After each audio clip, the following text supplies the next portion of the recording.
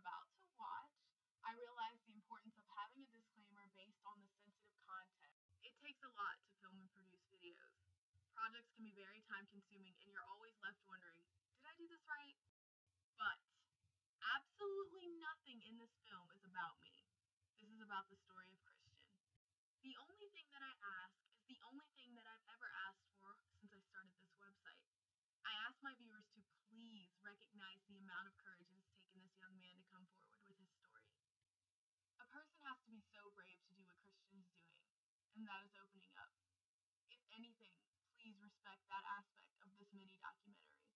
If you are unwilling to do so, this will be the time to exit this link. And if you have decided to stay, I welcome you to sit back, relax, and enjoy the piece named The Journey.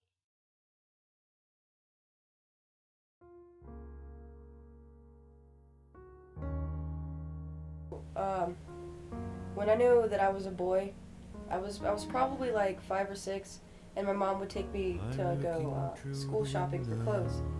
And I'd always see the clothes my brother would get, and I'd be like, "Mom, I want those," and she'd let me, she was just like, okay. And for years and years throughout middle school, I would dress like a boy, and they'd always make fun of me about it because, like, I have long hair, I'm supposed to be a girl, so why don't you dress like a girl? And I knew from a really, really young age, and I never really had an interest in boys either.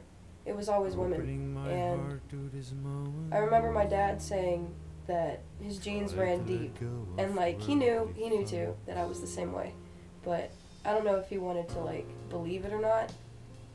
But both of my parents knew that I was different when I was little too. When I told my mom that I was a boy, she I don't know how she reacted in her head, but she didn't really get upset with me or anything like that.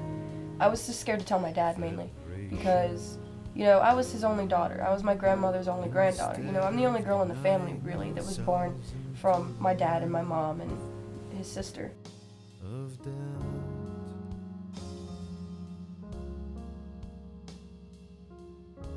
And I asked her not to tell my dad, and I really, really regret that now that he's gone because, like, I've changed so much over the past few years. Of a demanding society, I'm looking for a stable life with a richer mind and soul. Retention of inner because I met Madeline, and then she really, really helped me become who I am, and she's the one that made me like feel comfortable to get it out to everybody that I'm a boy.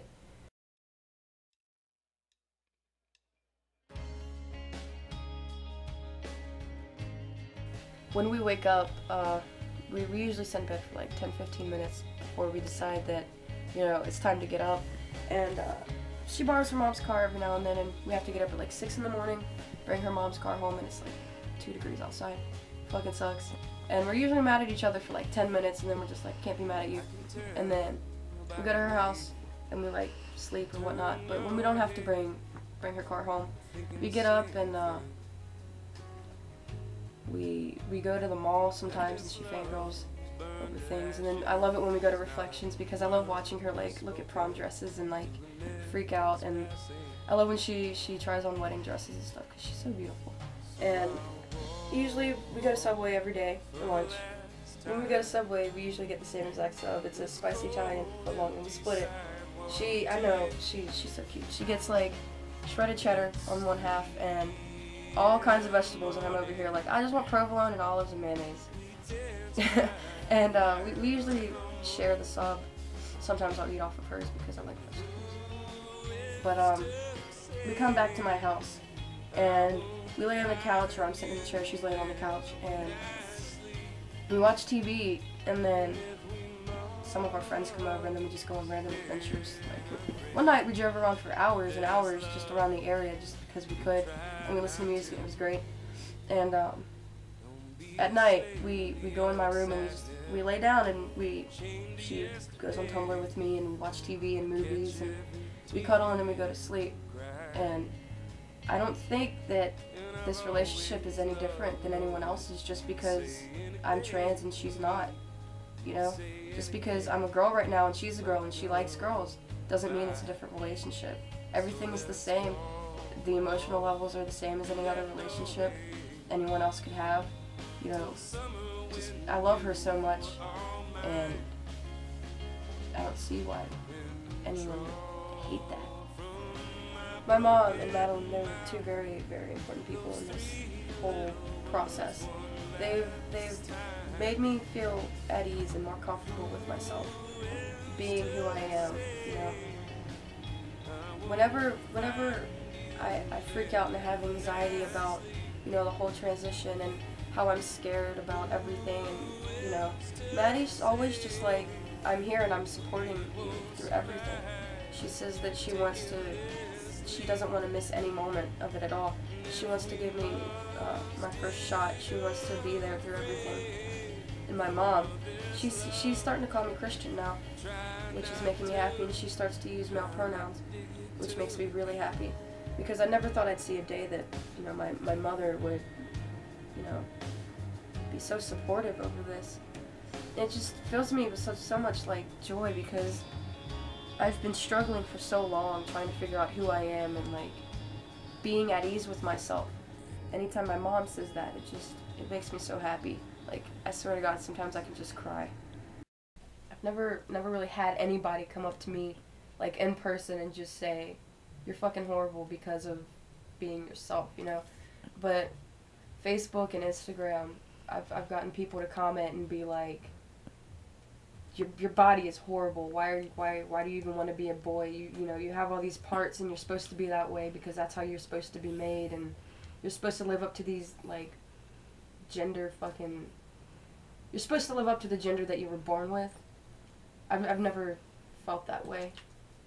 On Facebook, I've had a few girls comment on some of my pictures. I had to take them down because, like, they were just so rude. I commented and I was like, why are you just gonna sit here and call someone out just because they don't want to be the gender that they were born with? All this bashing over social media just because of people being who they are. Like, this is 2015 in America. People should be allowed to be who they are and have their rights.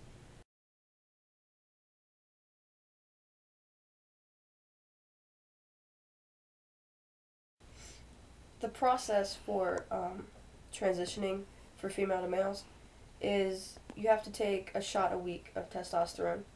And how you get that is you go to gender therapy. And a therapist will write a letter out, a recommendation to a doctor. And you bring that note to a doctor who will prescribe the testosterone.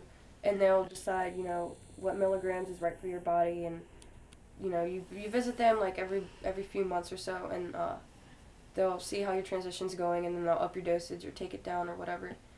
And then you have to make sure you do it every week for the rest of your life. Because if you don't, you just stop.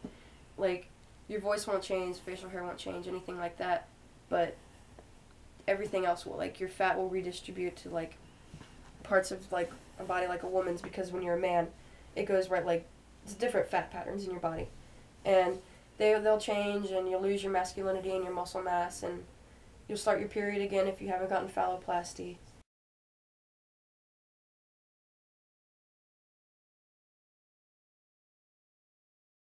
And, it's just not good to stop testosterone use. If I were to get the top surgery, it would definitely change my life, because there's so many things I want to do that I can't. I want to go to the beach with Madeline, and I want to be able to, you know, walk around without my shirt on.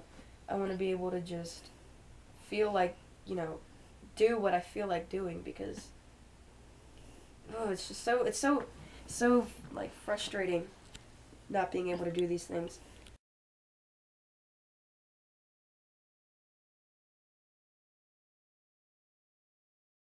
And I know the moment surgery's over and they take the vest off and I get to look down and there's going to be nothing there and I'm going to look like a man, I'm going to bawl. I'm going to start, like, crying like a little girl.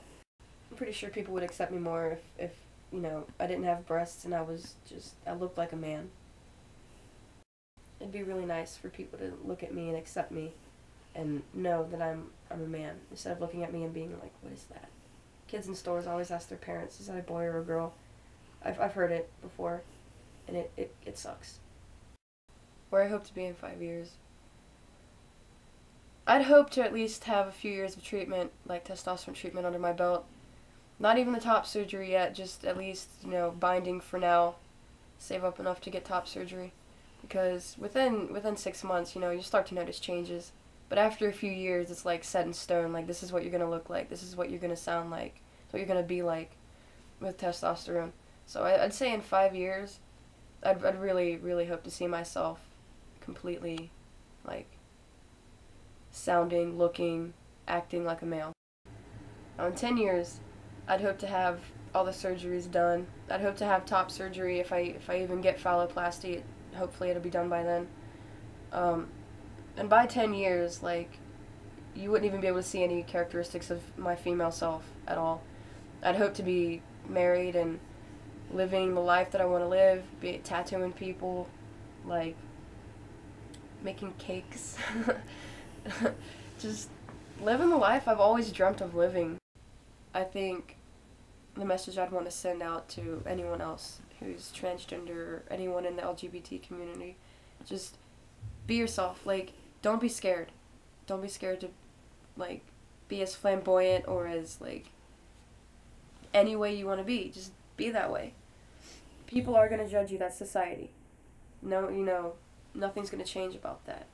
There's people have always judged people, and they always will. Just be strong. Be yourself. Be proud of who you are, because you are you. As long as you're you, there's literally nothing that's going to change anything. You're yourself. Just stay strong. Stay happy. Be great.